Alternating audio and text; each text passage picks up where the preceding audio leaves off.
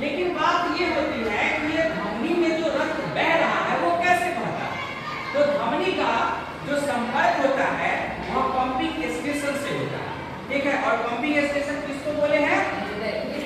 हृदय को। तो ये हृदय जो है इस रक्त को लेकर के है ना आता है ना। इसका मतलब ये हो गया ये रक्त इधर से आ रहा है, यह रक्त किधर से आता है?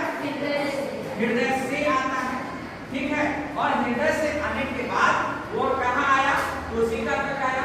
लेकिन कोशिका में जहाँ आएगा वहां पर एकदम पतली पतली नलिकाएं जो है वो बन जाती है, जिसको हम लोग कैपिलरीज बोलते हैं, ठीक है ना। केशिकाएं हैं, रक्त केशिकाएं हैं। और ये रक्त केशिकाएं जो है वह क्या होता है? बहुत पतली होती है, जिसकी वजह से ऑक्सीजन डिफ्यूजन के माध्यम से, हम लोग 9th क्लास में डिफ्यूजन के बारे में पढ़े थे, ठीक है ना। याद कीजिए, ट्रांसपोर्टेशन उसमें पढ़े थे, है ना, विसरण और परासरण के बारे में। तो ये ऑक्सीजन है और ये ग्लूकोज है, इस पतली नलिका के द्वारा विसरित होकर के कहाँ चला आएगा? कोशिका द्रव में। अब देखिए ये कोशिका है, तो इस कोशिका के अंदर में माइटोकॉन्ड्रिया भी होगा, तो माइटोकॉन्ड्रिया में श्वसन भी होगा। अगर श्वसन होता है तो श्वसन के फलस्वरूप कौन सा गैस लिया जाता है?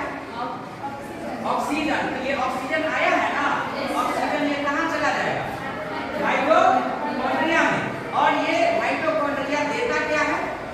ऊर्जा देता है, पानी देता है और CO2 गैस देता है, यानी कि CO2 जो है यहाँ से बाहर निकलता है। ये है आपका माइटोकॉन्ड्रिया। और माइटोकॉन्ड्रिया को क्या कहा जाता है? ऊर्जा गृह कहा जाता है। इसका मतलब ये हो गया कि यह क्या है? Powerhouse of the cell है।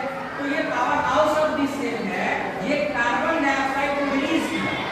अब कार्बन डाइऑक्साइड जैसे रिलीज करेगा तो रिलीज करने के बाद ये आएगा कहाँ? कोशिका द्रव में आएगा। और कोशिका द्रव में आने के बाद जो है यह कहाँ जाएगा? कोशिका द्रव में आने के बाद कहाँ जाएगा? इसी कैपिलरीज के अंदर जो है ये चला जाएगा, यहाँ आएगा, इसके अंदर आएगा, ठीक है, इसी कैपिलरीज में। लेकिन यहाँ पर जो कनेक्शंस है ये अलग तरह का कनेक्शन है, यहाँ से धमनी से आ रहा है, लेकिन ये बाकी जो वापस जाएगा वह लेकर के जो जाएगा उसको हम लोग बोलते हैं शिरा। उस रक्त नलिका को हम लोग बोलते हैं क्या क्या है?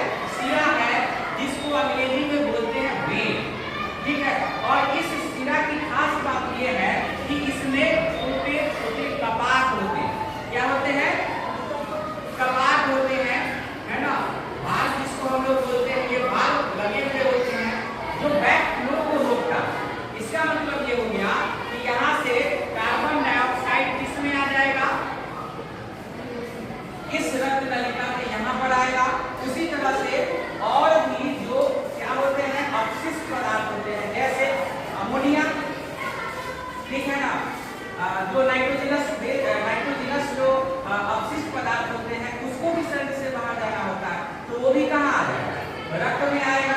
और वो फिर जाकर के फिल्टर होता है किडनी में, और फिर वहां से वो मूत्र के माध्यम से बाहर निकलेगा। लेकिन इसको ट्रांसपोर्ट कौन कराएगा? अपशिष्ट पदार्थ को कौन लेकर के जाएगा? ये अपशिष्ट पदार्थ जो है वो यहाँ पर आ जाएगा, ठीक है, जिसको हम लोग बोलते हैं कि यह क्या है? अपशिष्ट पदार्थ है।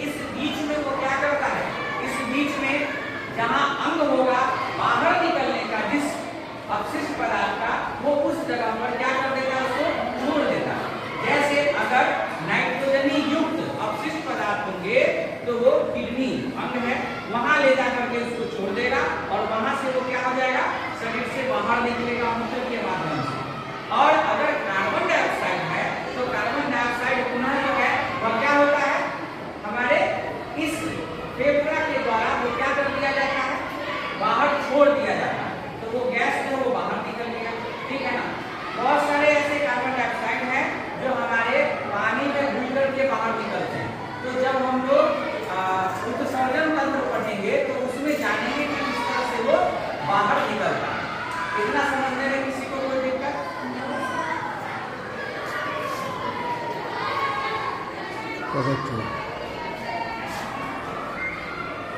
तो 11